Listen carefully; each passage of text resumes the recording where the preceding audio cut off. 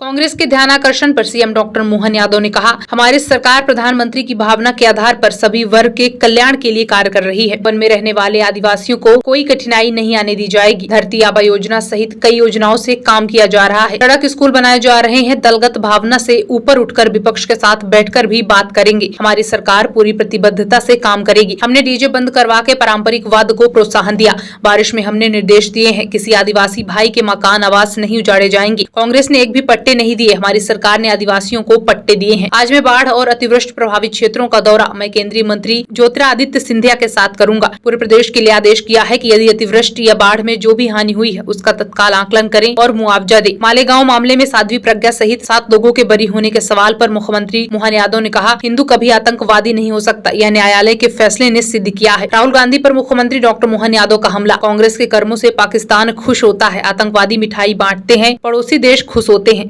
अपनी हार का ठुकरा चुनाव आयोग पर फोड़ते हैं। संविधान के दायरे में रहकर विपक्ष की भूमिका निभाएं। राहुल गांधी न्यायालय को नहीं मानते। न्यायालय की तरफ से कई बार उनको फटकार मिल चुकी है। कांग्रेस के वरिष्ठ नेताओं को भी निवेदन करना चाहूंगा, कांग्रेस लोकतंत्र के सबसे मजबूत आधार स्तंभों पर जिस ढंग से राहुल गांधी जी प्रहार कर रहे हैं और एक के बाद एक मुंह की खाते हैं, वो न्यायालय सिस्टम पे प्रश्न खड़ा करते हैं, न्यायालय को नहीं मानते हैं।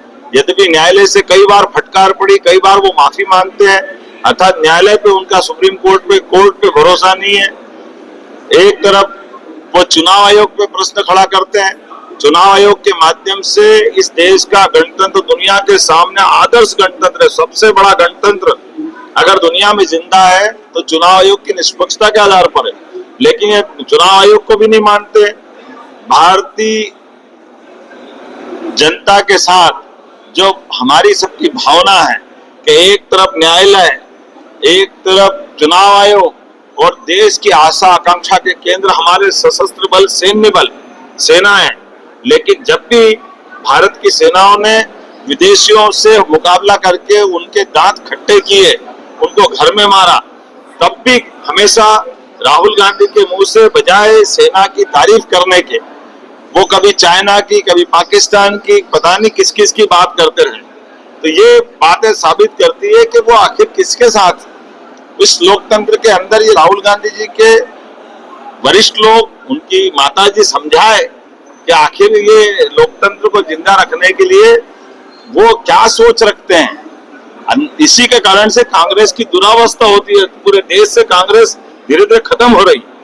लेकिन मैं आपके माध्यम से भी पुनः निवेदन करना चाहता हूं कि उनके कर्मों से पाकिस्तान प्रसन्न होता है।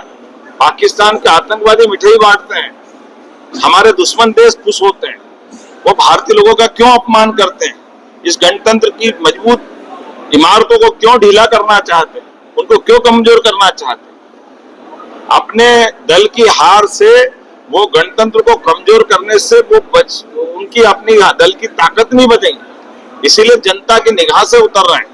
बेहतर ये होगा कि वो लोकतंत्र में अपनी पार्टी का जनाधार बढ़ाए, अपनी पार्टी के लिए जो करना करें, लेकिन अपनी हार का ठीकरा अगर वो चुनाव आयोग पे फोड़ते हैं, अगर वो संविधान, उनकी पार्टी ने सबसे ज्यादा संविधान संशोधन अगर किए हैं तो कांग्रेस ने किए, वो अतीत के अंदर जाग के देखे, और कभी वो इस गलती के लिए माफी भी मांगते और अगले ही पल वापस संविधान की किताब दिखाने लग जाते।